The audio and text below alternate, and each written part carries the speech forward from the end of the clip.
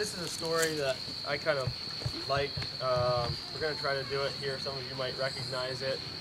But anyway, I took it from someplace. You might recognize where I took it from. But anyway, we're going to try to do it here in skit format. So we didn't practice this very much, so we'll see how it goes. But we'll give it a shot. The story is called Now or Later. Once there were two farmers, Bill. Old MacDonald had a farm. And Ted. E-I-E-I-O. And on that farm he had a duck. E-I-E-I-O. Their farms were right next to each other, so they often worked side by side. With a quack quack here, and a quack quack there, here a quack, there a quack, everywhere a quack quack. Old MacDonald had a farm. E-I-E-I-O.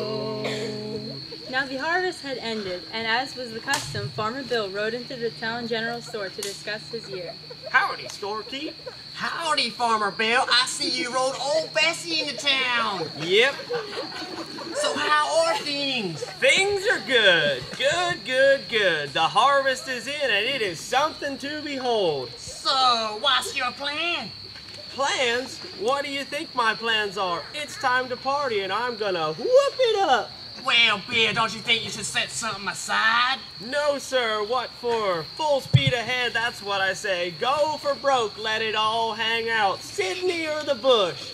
Sydney or the bush? Well, hello, everyone. Well, howdy, Ted. How are things these days? Well, just fine, Bill. Bill was just telling me how good his crops was. How did yours fare? Wow, very nice, storekeep. God has blessed us richly this year. Well, what are you gonna do with those blessings? Well, I decided that I'm gonna divide my bounty into fourths. Fourths? Yep, fourths. First portion goes back to God. Second portion to help the poor, and third portion of, I'm gonna put some away for the lean time. And the fourth portion goes to my family, of course. You got to be kidding! What would you want to live like that for? Don't you want to have a good time? Oh, we'll have a good time, Bill. I just don't see any reason to go overboard. Oh, well, I do. I worked plumb hard this year and it's paid off, and now it's time to go crazy. Well, I hope you have a good time, Bill. Oh, don't you worry, I will. Life is made to live, and I intend to do some incredible living. And live he did. Farmer Bill really went to town and had a good many laughs at the expense of Farmer Ted, who lived quite modestly. While Farmer Bill ate in only the finest restaurants.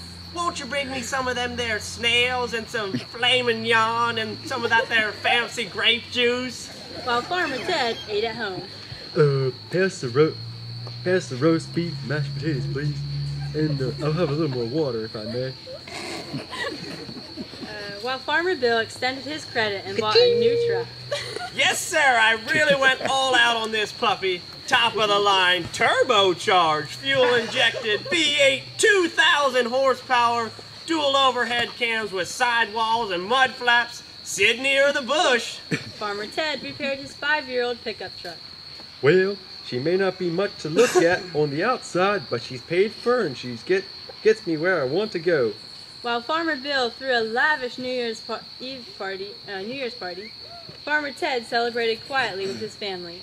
At last, it was time for spring planting again. Old MacDonald had a farm, E-I-E-I. But this year did not go well. Uh-oh. Instead, the blights came. Hi there. Who are you? We're the Blights. I'm Morty. This is my wife, Ethel, and these are our kids, Mort, Junior, Bull, and Weevil. We've come to destroy your crops. And destroy they did. The blights ate everything they could set their millions of tiny little eyes on.